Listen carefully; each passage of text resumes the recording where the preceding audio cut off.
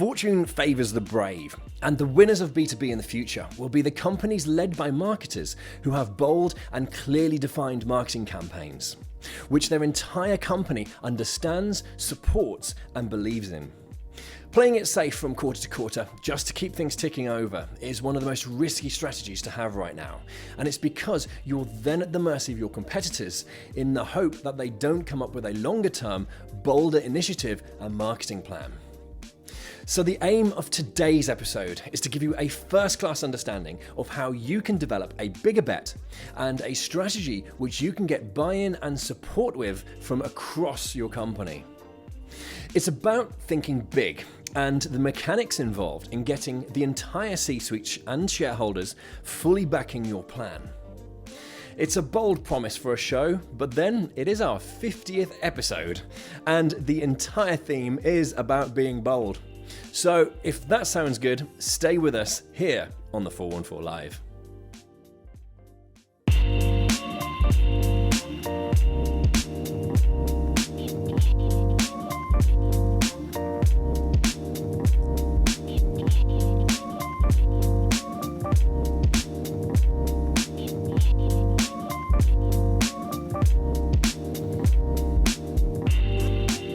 Hello, good afternoon, and welcome to the 414 Live this Thursday afternoon here on LinkedIn Live. My name's James Rostance, and this show is for you as a professional B2B marketer, whether you work in-house at a company or agency side, or indeed if you're a company executive with a hands-on interest and input into your company's sales and marketing. So here we are, this is the 50th episode, new look for the show, and it's a bit of a milestone, I think number 50. And to do with that, we've lined up something really quite big, and we spent a lot of time on the run-up to today in preparing for this, because I've got a fantastic guest here today with to talk about something that will really help give you and your company the edge moving forwards as we leave the whole COVID situation. So the focus really is on developing a marketing strategy that your entire company will not only be supportive of, but also fully invested in. And that goes for the entire company, right the way from the bottom, right the way to the top, even including shareholders. It's a big promise and it's a big concept thing. But I know you will get a lot of value from today's show. So joining me live from Reigate in Surrey, please welcome Mr. Pete Hendrick. Good afternoon, Pete. Good afternoon, James. Thanks for having me for your 50th episode. Very excited to be here. Welcome along in a rather warm July afternoon, as it is today. So let's kick straight off then into today's content. So could you start then, please, by explaining what do you see as being the situation right now with regard to B2B marketing strategies? It's a big question at a very changeable time. We obviously can't discuss this without talking about COVID. There's been, luckily, the B2B space, I think, is particularly the technology sector, which is where we do a lot of our work, a lot more robust, given what's happening right now with the economy in the UK and globally. But what we are definitely seeing amongst the B2B community, including our client base, is much more sensitivity to their P&Ls at a time when they aren't expecting as many inbound leads and for sales pipelines to be a bit weaker due to the drop in confidence that all of this stuff is causing. Many of them are taking a more short-term approach, looking at cost cutting. Also really aligning their budgets to how their P&L is performing, because obviously it's pretty unpredictable right now. So what that is lending itself to is marketing strategies that potentially previously took a 2 to 3 year view, now taking a 3 to 6 month view, and also really are laser focused on ultimately lead generation in this calendar year, a more kind of tactical short-term approach rather than this more medium to long-term approach. It is broadly some of the trends that we are seeing. So what are the problems associated with being short-term?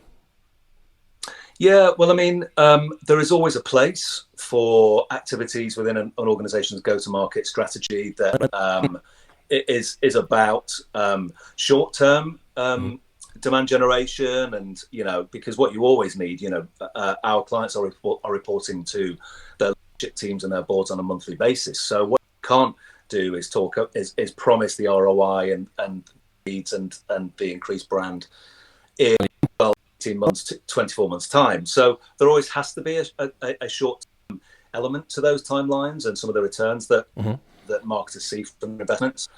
But just what it means is that we're often seeing thinking around, because there is more of a pressure to deliver leads by the business, because there will be there's an assumed lower volume of leads from the business leaders, CEOs, MDs, sales directors. There's more of a pressure on marketing to generate as many as they can, and so that really focuses the attention on the coming few months. But of course, in most of B2B sales, certainly within enterprise sales, your sales cycle, your sales lead cycle can be anything from 12 to 24 months or upwards. So really, in many cases, whatever you do, whatever marketers do over the coming 6 or 9 months won't have any impact on this financial year anyway. That it will have an impact on the P&L into 2021 or beyond, and that's just something that we try to work with our clients to understand, and also try to work with stakeholders internally to understand as well, because they of course have very diverse stakeholders that they need to deal with. With you. So what I'm picking up from this is that you're really cautioning against any short-term focus, because, as you say, mid to long term, it doesn't actually affect your financials. But with that, I guess there's an element there of being brave then in holding your own. Is that a good way of positioning it? I think so. Measured risk, I think is another way of looking at it. Being pragmatic. With a number of our clients, we've replanned with pretty much all of our clients over the last couple of months, as you'd expect. Plans that were in place in February were ripped up and redrawn in many cases to take a shorter and medium-term view, which is absolutely appropriate. But what we just urge clients to be wary of is focusing too much on the immediate narrative within marketing and within the media, because we're a full service agency, deal with everything from PR and brand and creative, towards the top of the funnel and the beginning of the customer journey through to demand generation and ABM and the whole piece.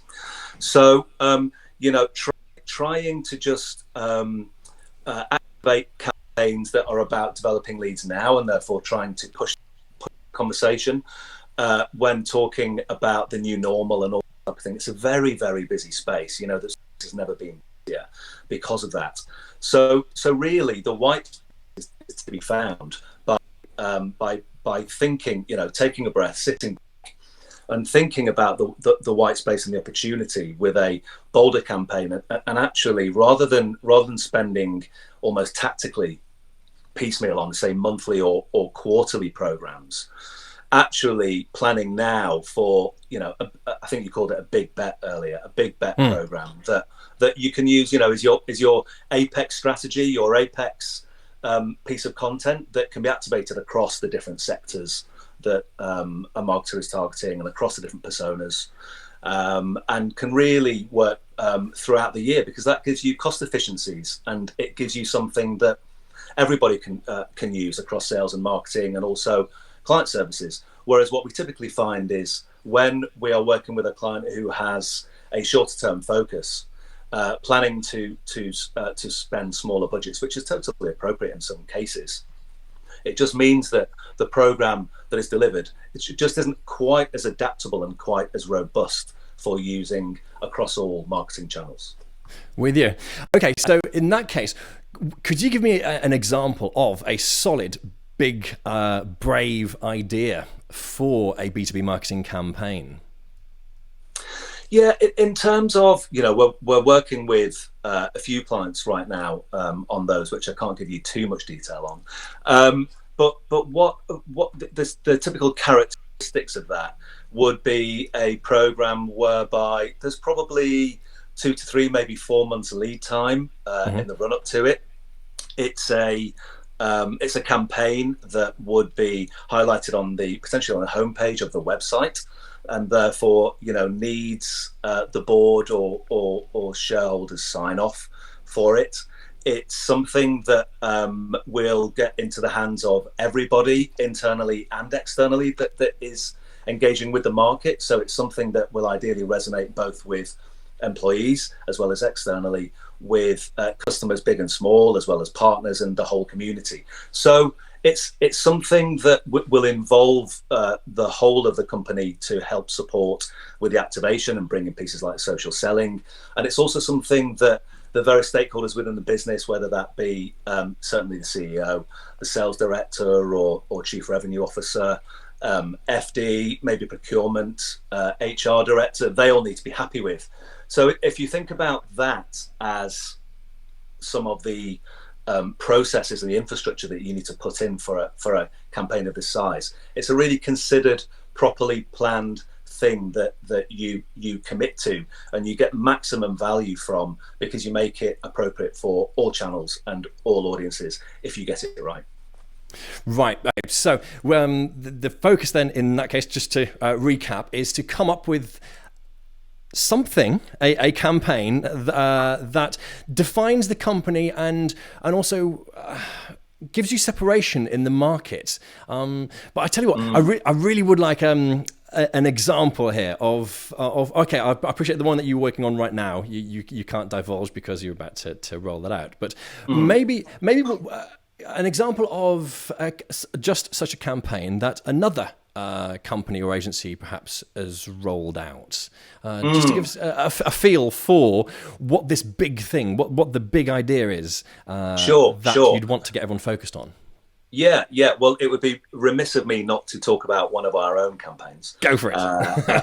Obviously, one of our clients is Hector Agritech, and we developed a campaign for them called Tudder. And Hector create platforms for farmers to trade. They have a platform called Sell My Livestock, which is essentially an online trading platform for cattle. What we did was this was last year. We knew Valentine's Day was coming up, and obviously Valentine's Day is a global phenomenon, and we really wanted to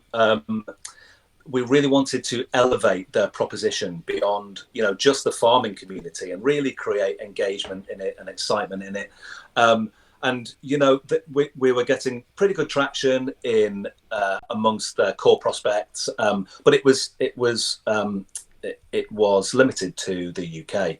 So we thought bigger. We had a brainstorm with them. There's always got to be a brainstorm in these things, you know that. Yep.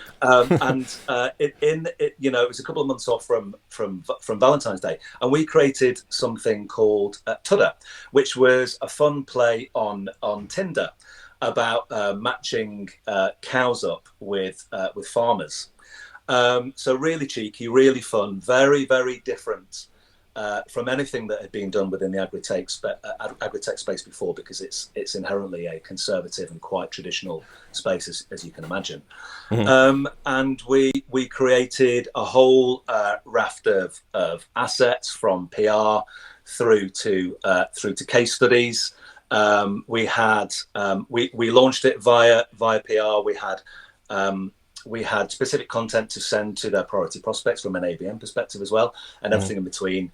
They were quite nervous of it, but they jointly developed it with us. We developed an app that farmers could click onto and be matched up with cows. So really fun, really cheeky, but what it ultimately took them to was the Hector Agritech website to actually get access to the solution itself. So we weren't sure if it was going to fly. Some of the biggest, boldest ideas, not all of them do, but we just stress tested it with some of the media and with some of their friendly customers, and we realised that it was a bold idea. And so we spent a couple of months developing it and then launched it, and sure enough, it got amazing results. It won all sorts of, hopefully a number of your viewers today will be aware of it, because it pretty much swept the boards across the PR and marketing award categories, B2B marketing, the Drum PR Week, so on and so forth. And it was a great success. But that was something where we had really extended conversations with the CEO and the founder and the investors of Hector, because it was bold and it wasn't necessarily for everybody. But they did it in the end with some coaching from us and, lots of framing of the opportunity. And it was a huge, huge success. And I'm not sure that would have happened if we hadn't, as a team, because they are quite they're very entrepreneurial organizations, fast growth brands. If they hadn't been open to being a bit creative and progressive and taking a risk on an approach that could really reap some rewards, and sure enough, it did. It was an incredible campaign. That's an awesome example, actually. And you know what? I didn't actually realise that was your campaign. Very famous in the field. So awesome. Okay. I couldn't actually ask for a better example of, in that case, a bold idea pitched internally and the company getting buy-in to move forward with what's understandably a risk, and certainly more different than your normal put a safe advert for your product highlighting the benefits in the trade publications, right? Wow. Could you... I was just going to say, I also think that in B2B marketing, there is always a place for data, but I think sometimes data and assumptions about the buyers, historic assumptions about the buyers, and related conservatism to that can sometimes stop a great idea from getting across the line, and that's a real shame. So, and I think in a larger organisation, one larger than Hector, we might not have got that across the line, and I suspect we wouldn't have, actually. So I think in terms of how client-side marketers and obviously agencies are aware of this, but how they frame these ideas to decision makers internally to just mitigate for the risk that they're essentially suggesting is a really important part of the planning and strategy session. And some of it has to be with gut feel, and that was the case with Tudor. So often it's about just a mercurial idea more than the science and the data at hand. With you.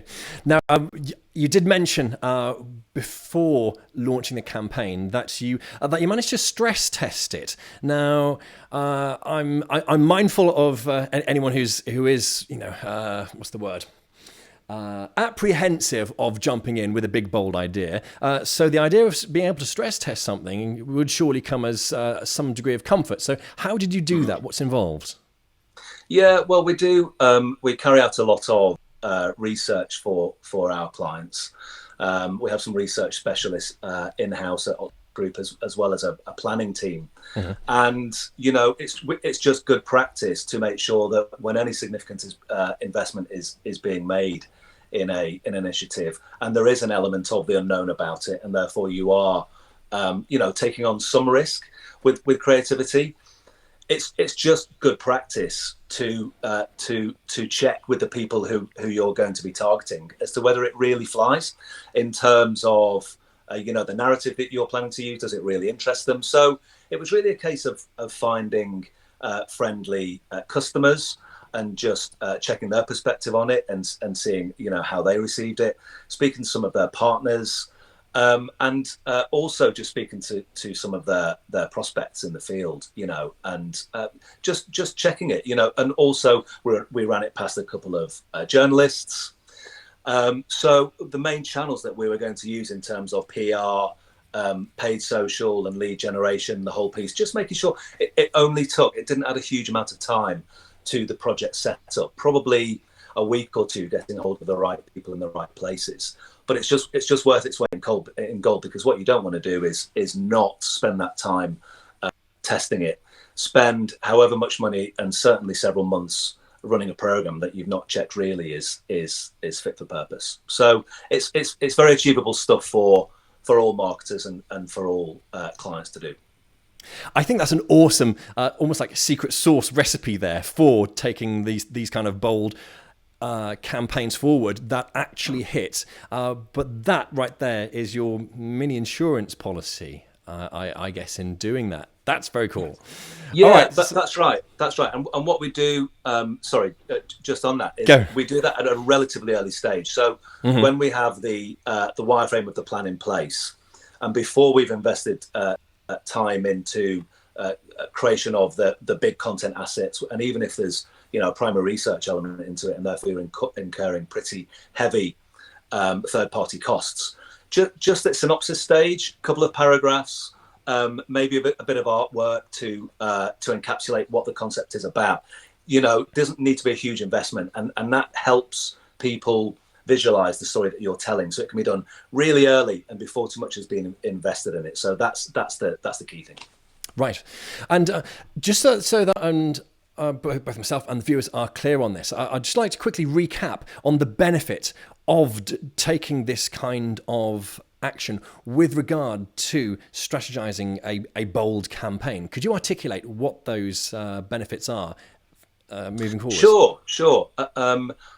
Differentiation for a start, obviously, the B2B space, whichever sector you're in, particularly in technology, but also more and more within professional services, where it's even harder to differentiate if your product is your people.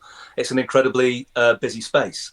Also, it's really important and to excite and entertain prospects. And ultimately, when there are multiple options out there for B2B buyers, that you need to create the propensity to work with you, and that's actually to want to work with a brand that entertains them and that they actually like. Because more and more we see that technology products are less differentiated. So there's typically 3 or 4 competitive solutions in any sector, and kind of all of them will do the job. Broadly speaking, they'll have slight features that are different, but so there's always competitive solutions in play. And B2B buyers are humans, right? So if you as a brand can talk to them in a human way with an idea that maybe has some humor in it, or where it's clear that you've taken a bit of a punt and you've actually thought about doing something differently, that creates huge brand advocacy and really does help at an early stage of the sales cycle. That can't be underestimated. What I think it also does is, while these programs, when you look at them as a single line item within the budget, can appear more, actually you typically do get better ROI on them than, say, 3 or 4 kind of quarterly campaigns, which can sometimes be the case, maybe in line with quarterly themes or supporting different sectors, energy and utilities, transport, retail, FMCG, and so on, because that can be quite a neat solution to do for marketers to present back to their board, because their board recognise the sectors and sign it off. But equally, you're kind of dipping in and out of sectors, and so I just believe that the ROI, the bang for your buck, is smaller with these smaller tactical campaigns that run out. So there's manifold more reasons than that, but those are the main ones. And of course, it's great to win an award and be recognised, and for marketers and for agencies, it's just great for their CVs, right? Absolutely. I do like that as well, for the fact that it's counterintuitive. Intuitive to be taking this approach, but given that ultimately you would be rewarded with a greater ROI because you're taking a longer term as well as riskier. It is. It is, and it's also harder to get approved. I would say probably 8 out of 10 great ideas, great concepts don't get past the board, just because they aren't marketers by nature. Some CEOs and some sales directors are more marketing savvy, and we definitely see that.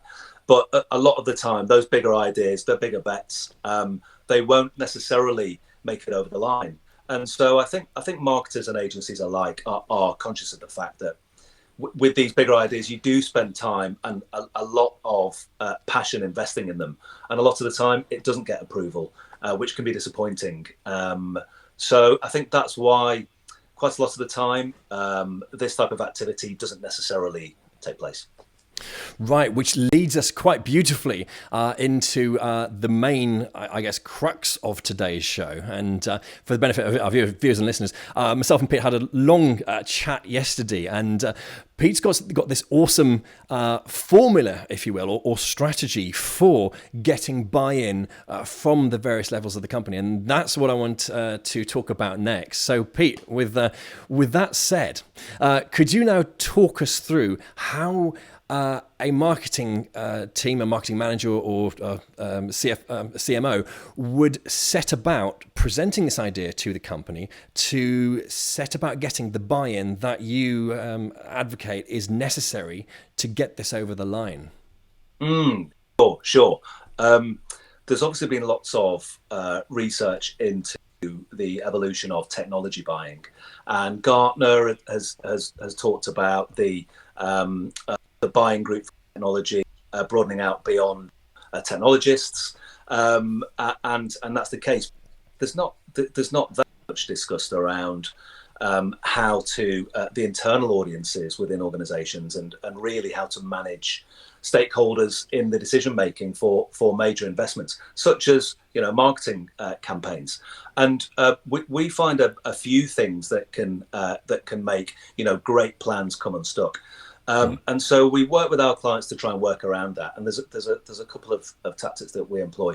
First off, we do try and accompany our clients when they are presenting their plans to either their leadership team or the board, or the executive board that sits above them with the investors and the chairperson on it. Just because oftentimes we will have worked with them, but we may have conceptualized an idea, and we all know from having to present other people's ideas throughout probably the earlier stages of our careers, it's not quite as natural as the person who's developed talking about it themselves. So we do like to, if we can, if we're allowed to, and of course we're always under NDA, accompany our clients into those board meetings to support them when talking about ideas for potentially a rebrand or a big creative campaign that we think could be really transformative. So that's the first thing.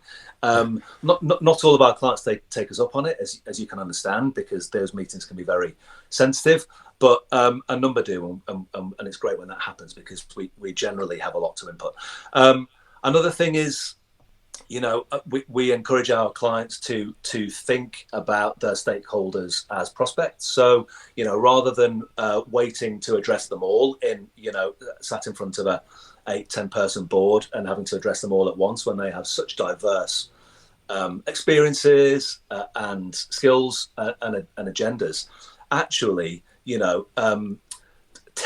do soft tests on each of these people individually, have one-to-one conversations with them about the idea, get feedback from them, so that you can actually evolve the plan before you are in that make or break situation where the board will approve or essentially decline an idea. So that's another thing.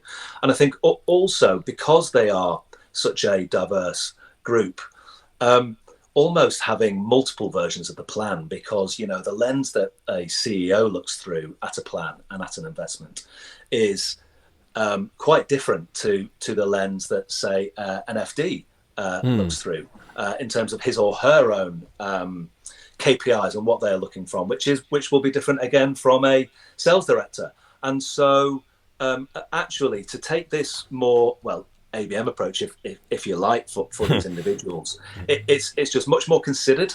You are stress testing it a bit like when you stress test externally a campaign idea, and by the time you've got into the room, it shouldn't ever be really the first time that marketers are speaking to the board about these ideas. That you should always have a receptive audience. So it just gives those bolder ideas a higher probability of success, and also, of course, those stakeholders really appreciate the time that you've taken to understand what's going on in their world, their own challenges, their view on the opportunities. It's just good practice and it's good research. So those are some of the what seems like common sense things to do in terms of getting the best out of, senior level relationships, but it isn't always necessarily what happens.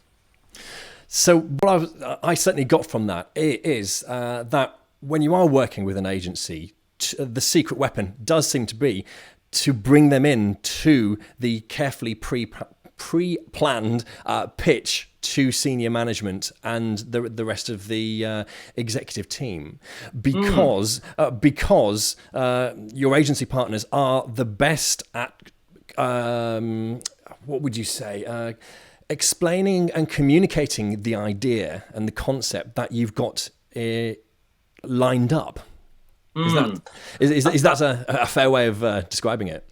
I think so. We are certainly there to support them, because we deal with boards week in, week out. We have we have a reference point of dozens of client situations that we can refer to when dealing with quite tricky questions from board members. So we can really help our clients, give them confidence in the fact that we understand the market, we understand their buyers, and the fact that we are running similar but quite different programs on behalf of other clients. So even if it's not necessarily better at explaining it, it's there to really support our clients with an external perspective and a very commercial perspective.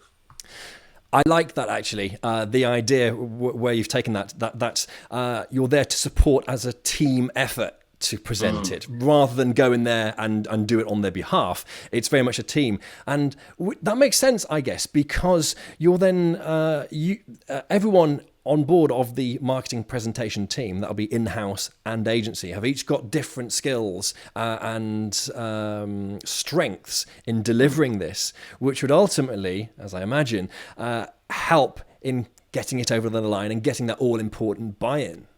Now, you mentioned about communicating in different ways to the different people, and that, I presume, is the FD, CEO, and possibly shareholders. Could you run through what perhaps those different types of people would be listening out for, and what you find they respond to?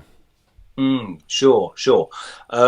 So if for example we are talking to the executive board, which has the chairperson, CEO, and the investors on, that they are a group that have quite a healthy appetite often for risk, because they need to see a return on their investment. So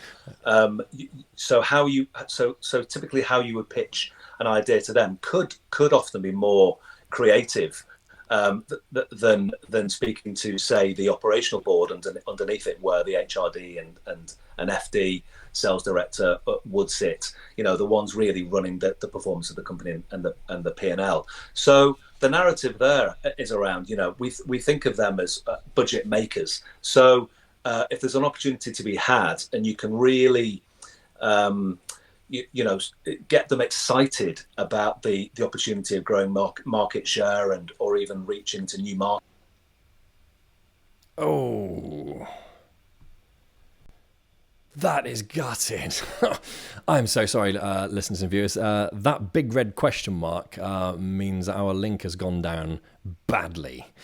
I've not had that before like that. Damn it. Pete was really doing so well in explaining as you heard, the ways in which you can communicate to the different stakeholders. Okay. I'm thinking on the fly now how to sort this and deal with it. Right. I will get Pete back on the line. I know what's happened. There's a problem with the kit at his side. So what we'll do, we'll come back with the broadcast and start again, I would imagine, in about 20 minutes time. So coffee break time. This is terrible. And fantastic for the 50th episode as well. Damn it, it was going so well. Well, look, we'll come back in 20 minutes. We'll get Pete back on the line and we will pick up from where we left off. Right, there we go. I'll run the end credit sequence for now and we'll see you in 20 minutes time.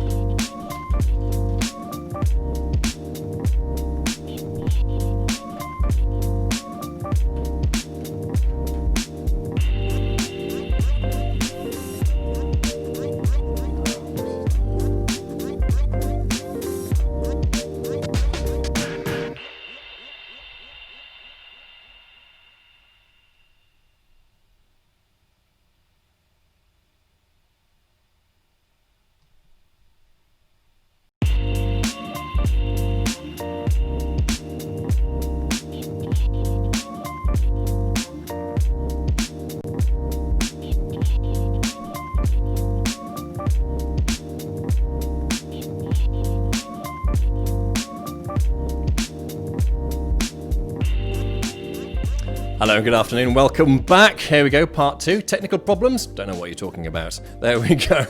So, 50th episode, slight intermission there, but we're back in the game and back on there. That's what counts. Now, we were in the middle of talking with our expert guest. I'll welcome him back on once again. Please welcome Mr. Pete Hendrick, live from Reigate in Surrey. Hello and good afternoon again, Pete. Hello again, James.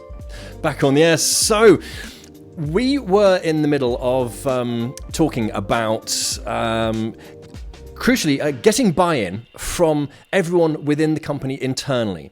And that starts with getting the buy-in from the C-suite and indeed, I guess, with that, the entire executive board.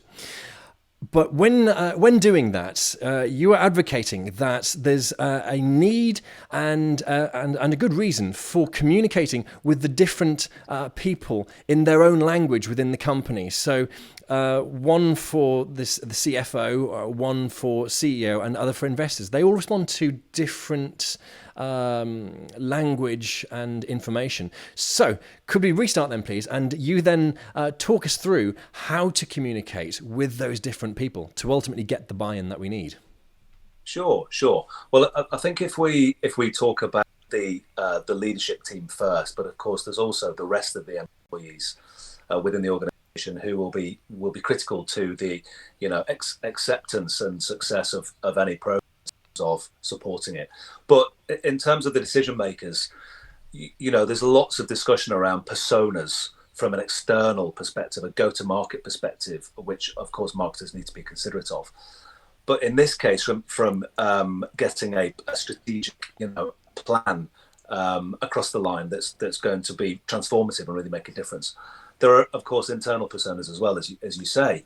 There's the C-suite, CEO, FD, maybe HRD, CRO, or sales director, potentially procurement director, and others. The operational board, the team responsible for hitting their revenue and their EBIT target at the end of the year. Mm-hmm. And in some cases, depending on the size of the organisation, there may be an executive board above that, which will be the chairperson, CEO, and some institutional investors.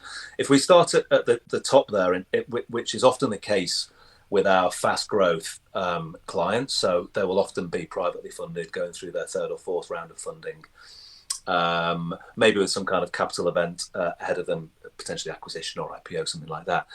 That audience is all about the idea first, because they are invested and have a real sense of urgency about getting to a certain valuation or position in the market. They're about the idea, and we often call them budget makers, because if they see an idea that they like, then they will fund it. So they are about ROI on an idea and where it can take them, rather than what it necessarily costs. And they will provide the budget that's needed to make it happen.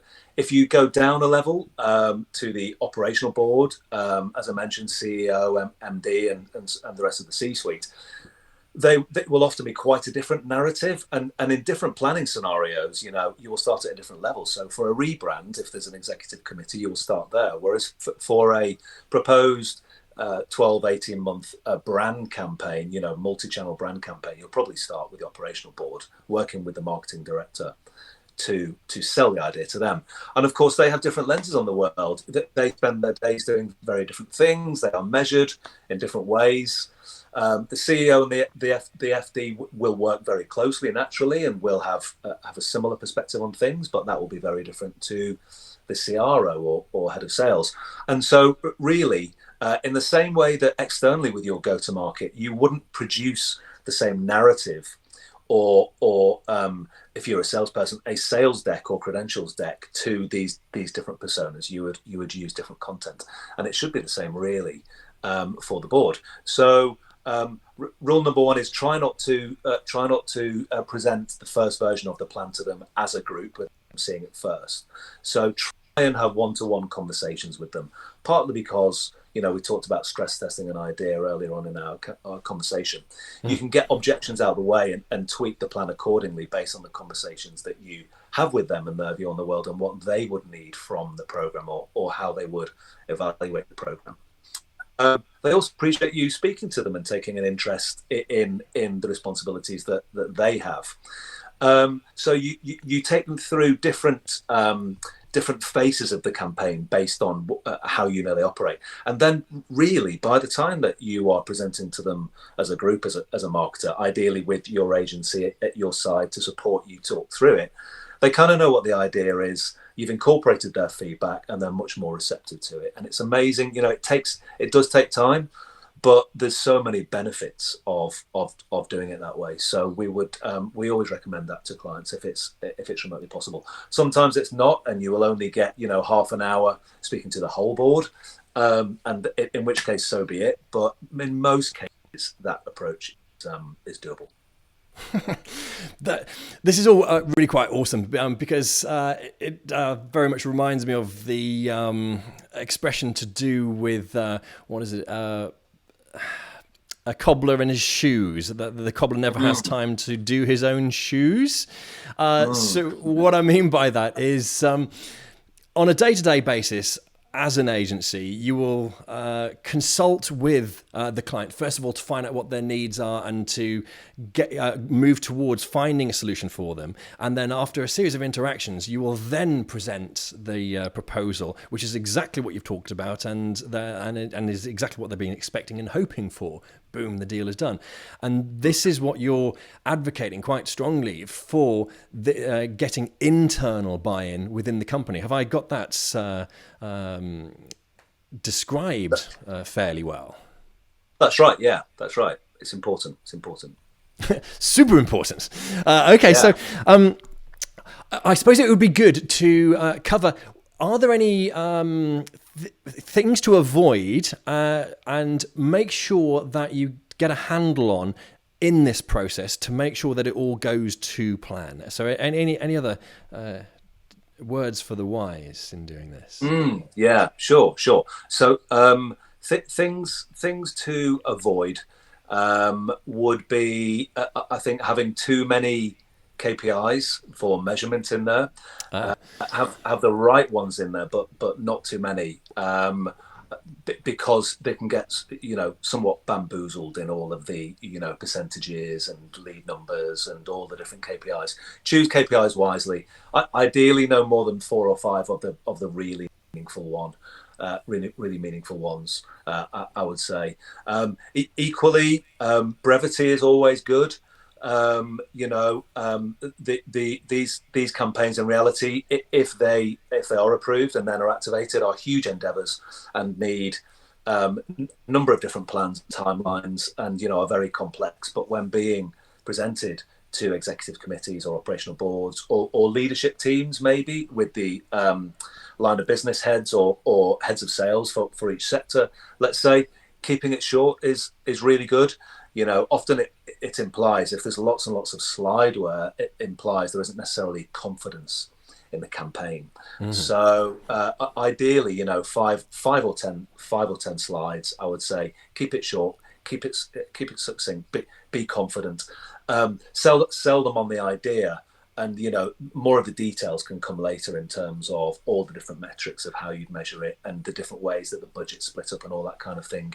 Consider it the first pitch to the board, and if they are interested, there will undoubtedly be follow-up conversations, because these things very rarely get signed off with a single conversation if they include, as we discussed earlier, an element of risk and a substantial investment. So those are the kind of things to avoid and make sure.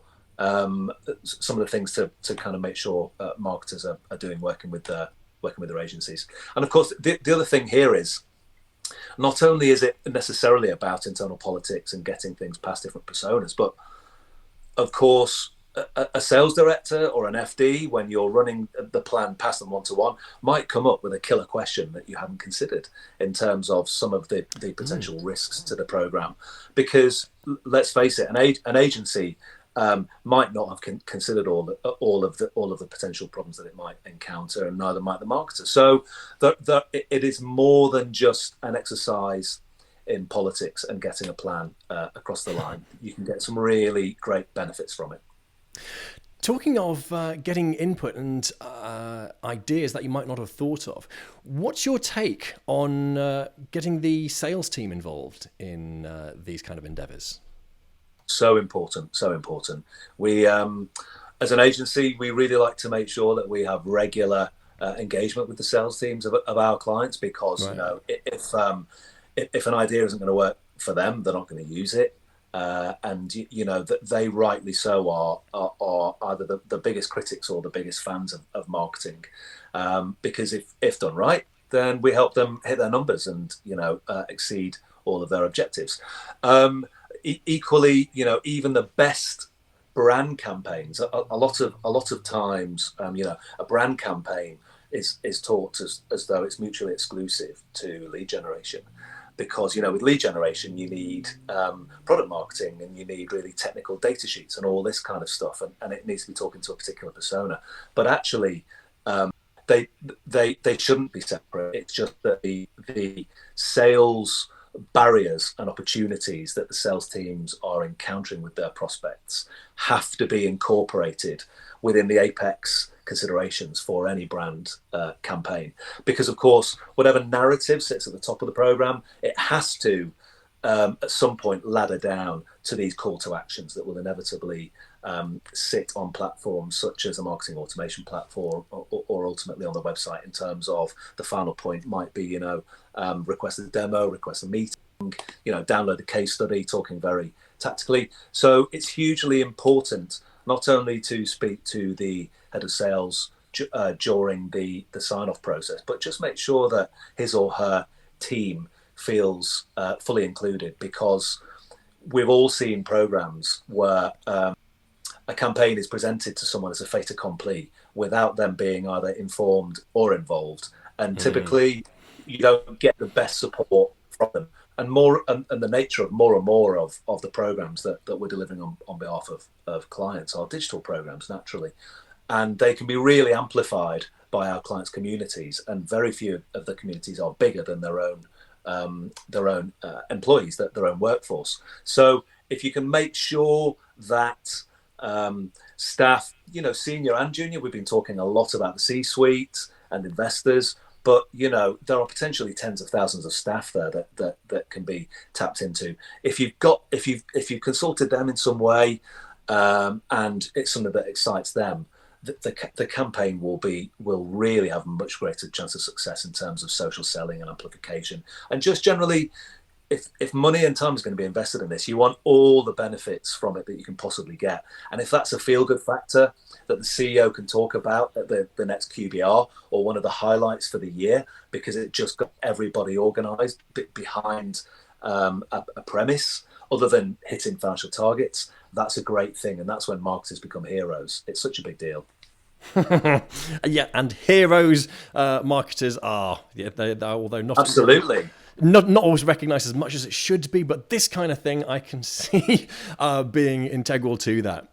Right. Yeah. Well, in that case, what? I think it would be good at this point then for me to ask you to set forward a recommendation for how a marketing team would set about going down this path? So this is all in relation to making a bigger bet and setting about this, developing a marketing strategy that will go the distance and stand out. So almost like a bullet point checklist, please. What is the path to starting this? I'm not sure necessarily about sequential bullet point list. Okay. I can certainly send you one, James, that you can share with your readership. But certainly, a major thing for consideration is the plan of action in terms of engaging external audiences, Right, as well as internal audiences, because most programs, the external audience is the main and often the only priority, and understandably so, because it's prospects and customers that deliver revenue targets and deliver EBIT and give investors back the returns that they've put in. So understandably so, but I think as an organising premise, if the plan is developed both with external and internal audiences and considerations in mind, that will kind of keep the planning process honest, to make sure that, as I say, not only will it take into consideration the challenges and opportunities of some key individuals who are critical to the success of the program in terms of their adoption and support of it, but also the employees. So I think going about planning in that way, a lot of the right behaviours and processes will cascade down from that. But of course, the best campaigns rely on that exceptional idea that is just different. It inhabits the white space that nobody else is inhabiting, and it's a bit risky and a bit bold. And it's there's not really a scientific process to that. It's just about having creative people on hand. People with who can think imaginatively, but partnered with people, and we have this within our. We have a creative team, we have a planning team, a digital team, very different individuals in terms of the jobs they do, and we partner with a marketer's whole team as well. And you have juniors and seniors in there, and that really gets the best results, because it's not just a creative director, in a room with a marketing director, which really creates a one-dimensional product. But the more people that you can include in the process, whilst keeping it managed, because of course you don't want necessarily decision by committee, because that can lead to ideas being diluted. But the more perspectives on both the external and the internal considerations and audiences is a really good organising premise. Perfect.